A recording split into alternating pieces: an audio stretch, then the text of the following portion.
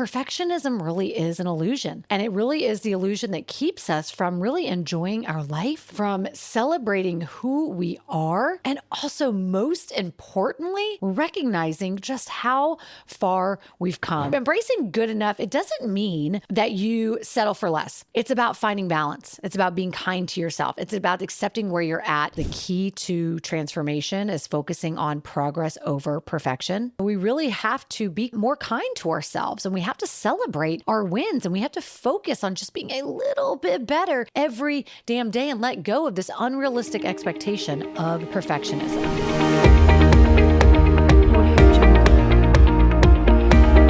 Hey friend, thanks for joining me today. I'm your host, Amber Shaw, and I'm so honored to be in your ear.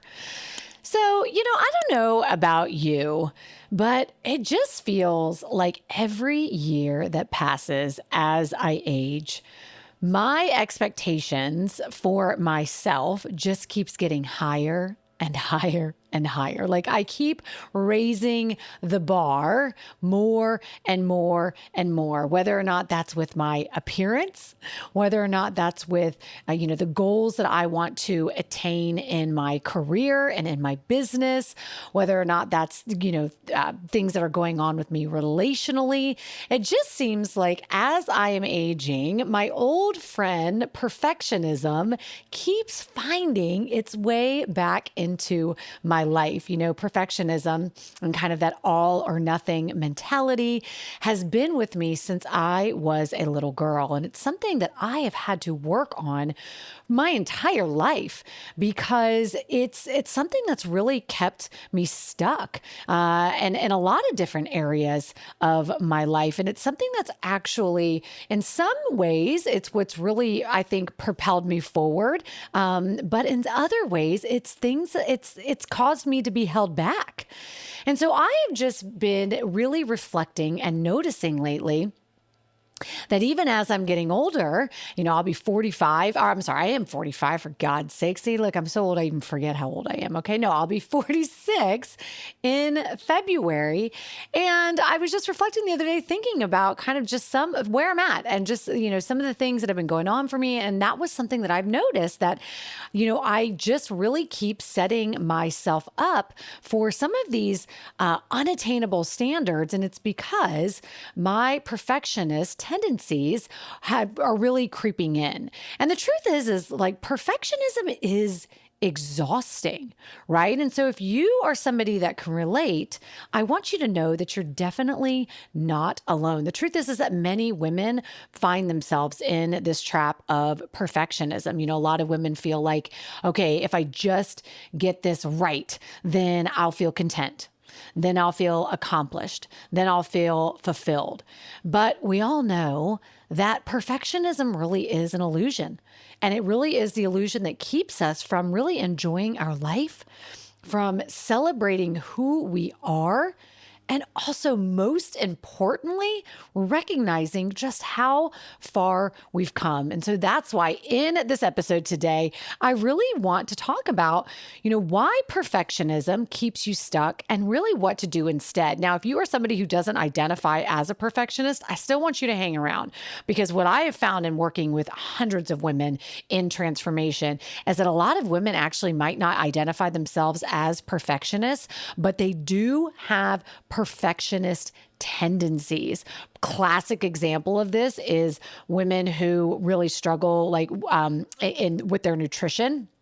Right? To have a kind of that, a balanced way of eating. They're either on track with their eating, right? Or they're off track with their eating. They have this like all or nothing. They're either all in or they're all out. And that's why it's really hard for some women to like kind of stay in the middle when it comes to healthy lifestyle. That's why they're constantly like chasing diets. This is a pattern I've seen come up. I lived that. That was my pattern as well. And that all goes back to perfectionist mindset, perfectionist tendencies. So I just share that to say, just hang around because you might actually pick up some of these themes in your life and that are really a reflection of having a perfectionist mindset and having some of these perfectionist beliefs. And so, When we talk about having some of these tendencies, right? These perfectionist tendencies, some of the things, some of the thoughts that can come up in your mind, and then you may even think about it, and I even think is, a second thing about it, but things like, I should be doing more. Right? Like never really being content on kind of where you're at. Like I should always be doing more. I can tell you right now, this is something for me that I battle daily to where I really had to, like in my business, and I think a lot of entrepreneurs struggle with this because there's always more to do, right? There's always more to do. And so what I had to start doing was really getting really intentional with my week every single day, mapping out specific tasks every day. And when I finished those tasks, not allowing myself to move on till tomorrow's tasks. Because what I ended up doing, and this is like the fastest way to freaking lead to burnout, whether or not you're an entrepreneur or not, just always like thinking that you should be doing more and never allowing yourself to just appreciate what you've just accomplished. Again, that is like the fastest way to wear yourself the hell out. And so I was in this pattern in the first couple of years of my business. And I'll be honest with you, like I said, on the daily, I have to fight myself on this. And sometimes I'm good at it, and sometimes I'm not good at it.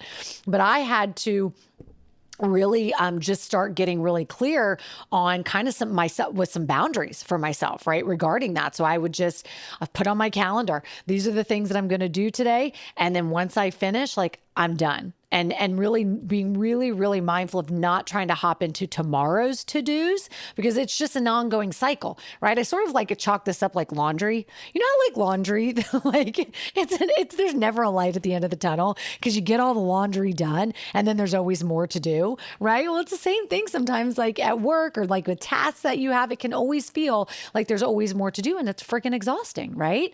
So that's one. Another one where it could show up is, especially for women in midlife, is I'm not where I thought I'd be at this age. Whew, this was a big one for me when I was going through my divorce at the age of 40.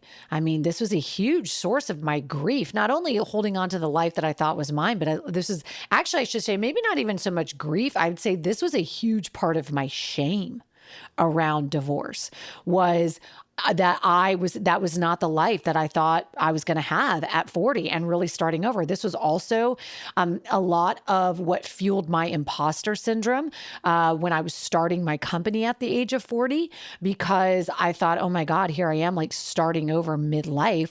And I had a lot of insecurities around that. So I think that's a big one that can show up, right? I think another one that can really pop up for people is I can't move forward until I have everything figured out. I see this a lot with women who I coach. I coach women who, are going through divorce to really get to the other side, to help them to heal emotionally and rediscover themselves and really create that financial stability. But a lot of women fall into the trap of not wanting to really take action and getting back to themselves, and also take action in creating a financial stability until they're healed, because they feel like kind of like they're all over the place and like they just, they feel like they don't have the bandwidth. And so they kind of stay stuck in this stage of like trying to heal themselves. And actually they're doing it backwards, because when you start to rediscover yourself and get back to you, and when you start to empower yourself by taking control of your money and creating that financial stability, then you start to heal. That's what accelerates the healing, right? So I think that this is really common for women in a lot of different ways, whether it doesn't even have to relate to divorce, right? It's just, I think anything you're going through in your life, sometimes we feel like, or another one I see is, I can't really pour into myself until like things kind of stabilize around the house. Like my kids have all this stuff going on, and my family has all this stuff going on. And so I can't pour into me until, I've got all this stuff figured out. And really that can keep you even further stuck, right? Like, because you're not pouring into yourself, you're just continuing to pour out to everybody else. And so having that mindset of, I just can't do X, Y, Z, or I can't move forward until I've got this figured out, that really is a perfectionist mindset. And it will create, when you get stuck, in that, with those limiting beliefs, it can create this constant cycle of unrealistic expectations on yourself, right? Where it's like you're never good enough. And I know for most women growing up, it just seems like that is like a thought that is ingrained in us, right? That we are not good enough. I know for me, that was something that I've worked really hard to heal. And at 45 years old, I am the most comfortable in who the hell I am and knowing that I am good enough. And I'm more than good enough, but it took me a long damn time to get there. And so, having these expectations, unrealistic expectations on yourself can be tough. It also is what can keep you in this cycle of like this fear of failure. And we're going to get into this in a second of how fear of failure can really keep you stuck. But again, it also, being stuck in that perfectionist mindset also fuels self-criticism. And really, really, really being so damn hard on yourself, which affects your self-love, which affects your worthiness, which ultimately affects the way that you expect others to love you and value you. Because as we know, it all starts with us. So this mindset of perfectionism, these limiting beliefs we can have around that, it's so much deeper than just, I have to do this right. I have to do this perfect. Like, it can really, really be kind of like the ripple effect, and can cause, so many other issues in our life if we don't get a grip on this. So one of the ones that I want to dive into as far as how perfectionism is keeping you stuck, and just see really, if I want to invite you to see if you identify with any of these, right? And see if you recognize any of these in your life, and just notice and just be aware, right? As we all know, that's like the first step to change, right? Is just being aware. So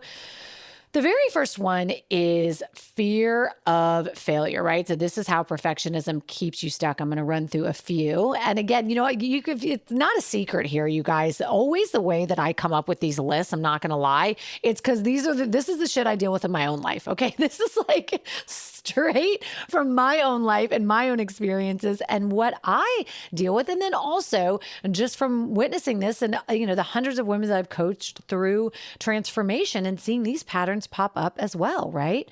So yeah, the very first one of how perfectionism can keep you stuck, or how can get you stuck and then keep you there, is number one is having that fear of failure.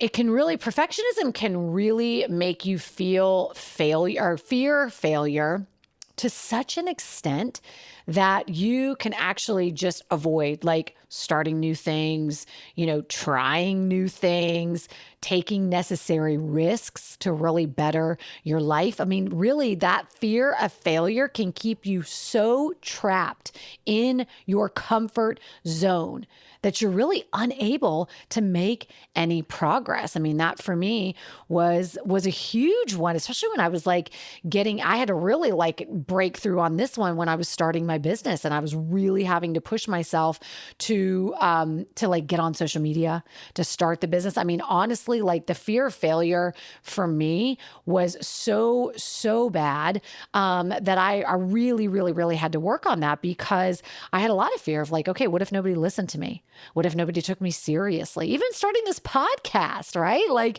Who am I? Who am I to where somebody would listen to me? Who cares what I say, right? This is all the self-criticism that was, really, that I was really struggling with when I was starting all of this, that I had to work through.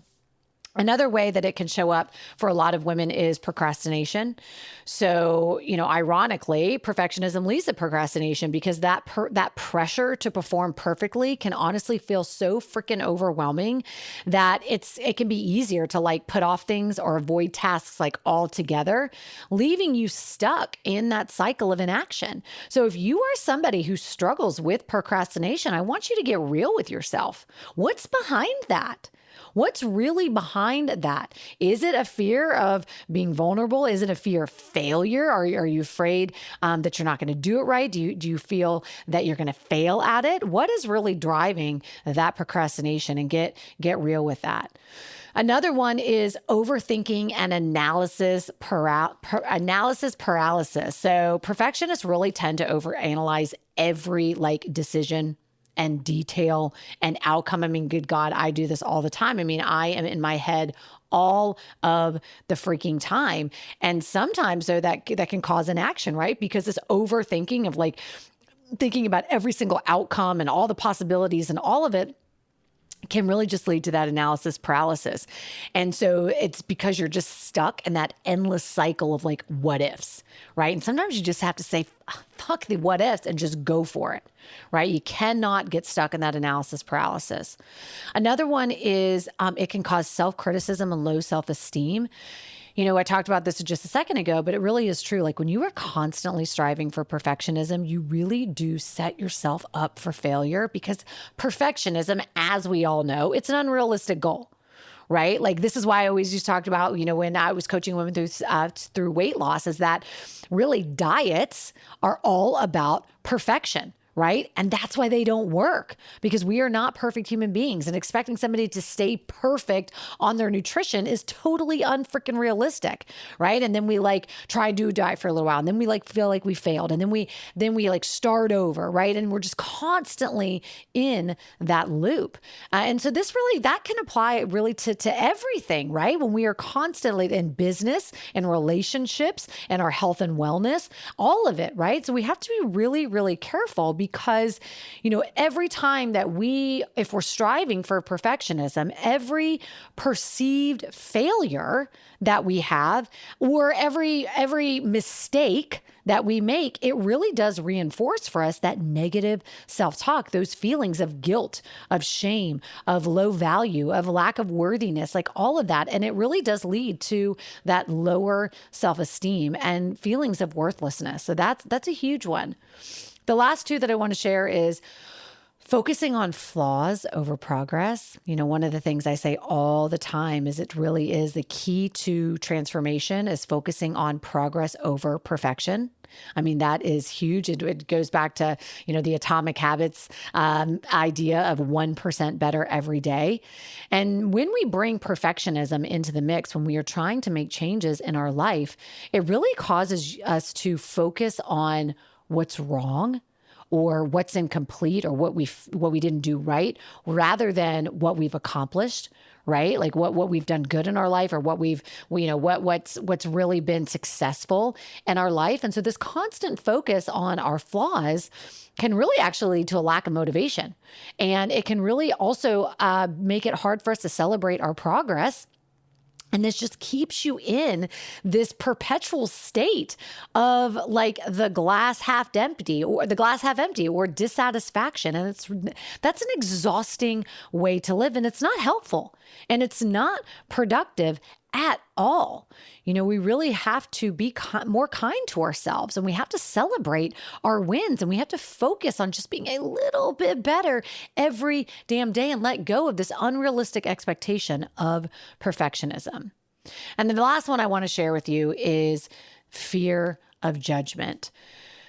You know, the fear of others judging your perceived imperfections, right? The things that you perceive are imperfect can lead to this fear of others judging us. And that really can prevent you from expressing yourself authentically and showing up as who the hell you really are, because we're constantly worried about others judging us. It can really prevent you from sharing your ideas, like even at work, right? If you're constantly worrying about whether or not, if you've got it, mapped out perfectly, or the way you speak perfectly, or your idea is perfect, and we're constantly worried that others are going to tear us down, then that can really prevent you from showing up and sharing your ideas and really ultimately putting yourself out there. You know, I can tell you that when I was first starting my business, I just talked about this a couple episodes ago, and this, where I really struggled with imposter syndrome. And it's because I was so worried about other like colleagues in the space or other competitors like in the space really judging me. And I was so afraid that if I said anything that was like remotely like that wasn't right, that others would think I was an idiot. And so you know what that looked like for me? What that looked like for me was seriously is number one, it would take me forever to write content or do videos because I was so worried that if I wasn't saying everything perfectly, then I was going to be laughed at or I was going to look at like a joke or I wasn't going to be taken seriously by people in the space that I really respected. So that caused me to, just do things that like forever, like took a long time to get things done. It also just caused me to, I think, turn down some opportunities for showing up like live on some things, some speaking events, because I was afraid that I wasn't going to do it perfectly. And I was so afraid of like fear of failure, fear of judgment, all of that, that I just didn't do it.